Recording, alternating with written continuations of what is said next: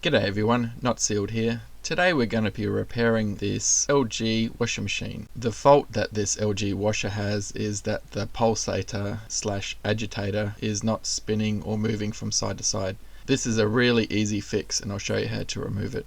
Start by grabbing a large flat bladed screwdriver and just put it in the side of the hole to remove this cap. I've already pre-removed some of these parts just to make it easy for me to film and record, and sometimes these caps can be hard to remove and you can break off the little tab. When I like to reinstall them, I like to just grease up the tabs so they come out easily again. If your washer is old and scaled up, these can be hard to remove. The next step is to remove the 10mm socket bolt. I've already pre-loosened it, so I'll just be able to twist this out by my hand. It includes a star washer and an O-ring seal to prevent water going into the threads. I have had these come loose in the past, so I like to use a bit of Loctite when reinstalling them. The next step is to remove the agitator pulsator plate. This can just pull straight upwards. It is on a bit of a spline, and the spline is the part that has failed. This LG washing machine is an 8.5 kilogram washer. The model number is LGWTG8521, so it does have quite a large pulsator agitator.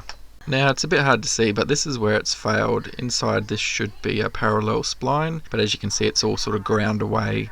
On the other end, the shaft of the washer that goes to the motor, this is made out of like a stainless steel parallel spline, which is a lot tougher. I can't see any wear on this spline, so all the problems are back at the agitator pulsator end, which to my opinion is made out of some type of an alloy or aluminium, and it is weak as butter. Another thing to check is just the screws on these side pulsator spinners, that they're all intact, nothing's fallen out. But because this internal spline is worn out and shredded, we're just going to have to replace the whole pulsator agitator unit. It's not too bad. They're probably around $60 or $70, maybe $80 depending where you buy the part from. This is a quick fix for your washing machine and it'll get it back up and running. Just need to put everything back in reverse and it will save you having to buy a brand new washer just because the pulsator plate got worn out.